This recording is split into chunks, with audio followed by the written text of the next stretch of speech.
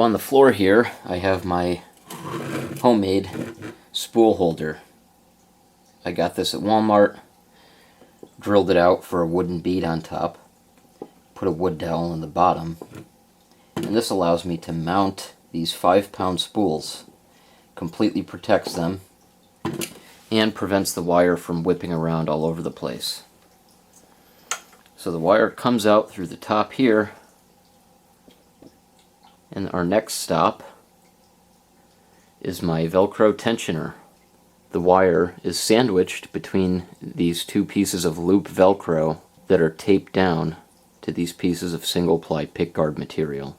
And in this case I'm holding it on with a little kerfing clamp.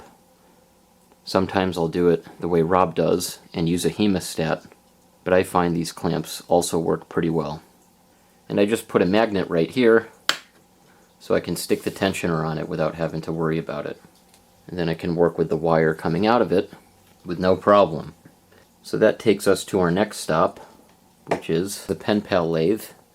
I cut the tailstock off right here, mounted it down here, and the chisel rest works as the perfect traverse limiter.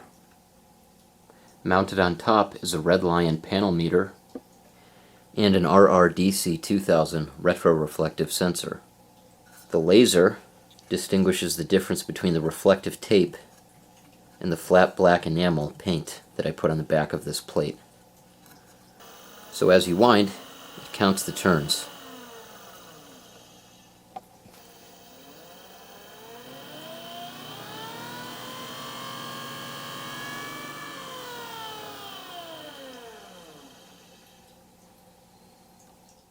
So the first thing I'm going to do is measure the inside of this bobbin. Right on 1/4 inch. Lock it, and we're going to set our traverse limiter right to that measurement.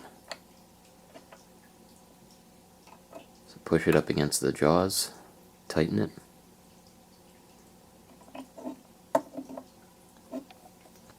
So there's the bobbin plate.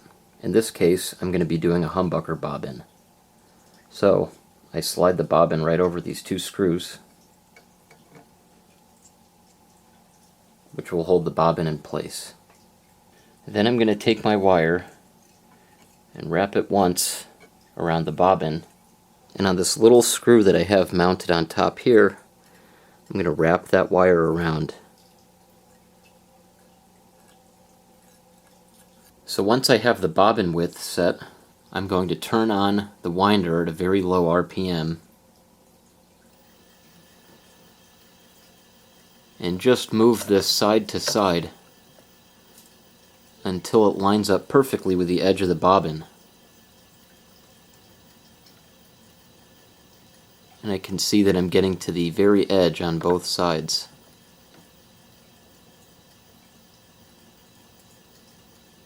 With no risk of going over the edge.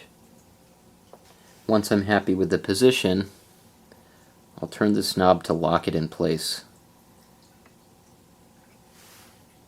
So now we have our limiter locked in place, and we are ready to wind.